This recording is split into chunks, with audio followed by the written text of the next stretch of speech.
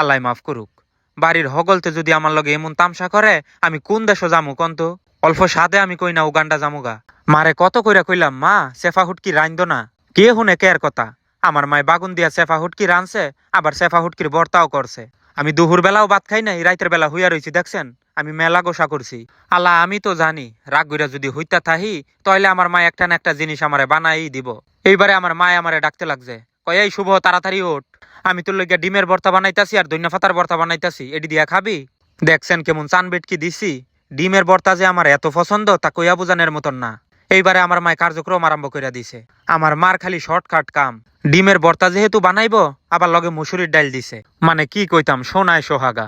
ডিমের লগে মুসুরির ডাল দিয়া ভর্তা বানাইলে যে কেমন মজা লাগে, আপনারা না খাইলে বুঝদেন না।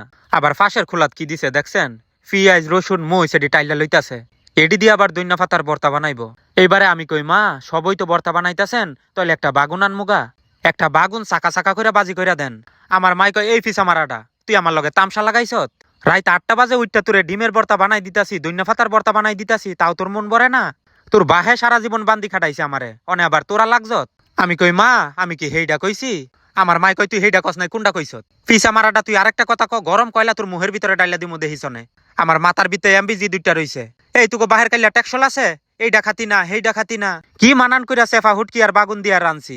মুহ দিয়া দেখ কেমন হইছে। ওই মুহ দেয় নাই, কেমন মহারাজের মহারাজ। এই তোর বাহের কাইলা টেকসল আছে, যা গিয়া মহিষের গোস্ত আনকা রাইন্দা দিতাছি।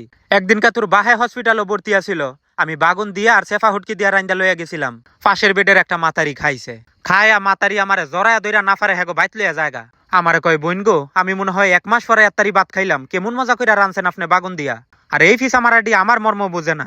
আমি কই, মা আপনি একটু থামেন, আমি আপনার কিছু কইছি? আপনার বাগুন দিয়া চাকাবাজি করন লাগতো না, তাও আন্নে চুপ করে থাহেন।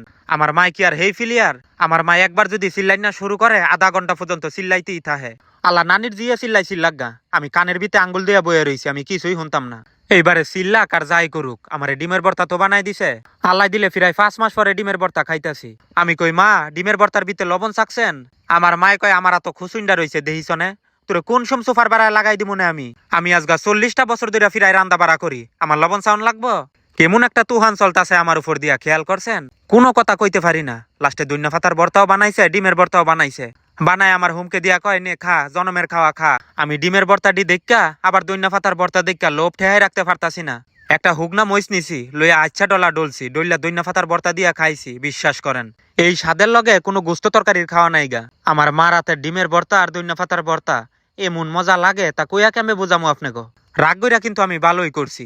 গাইল হুনি আর যাই হুনি, আমার মাই দইনা ফাতার ভর্তা আর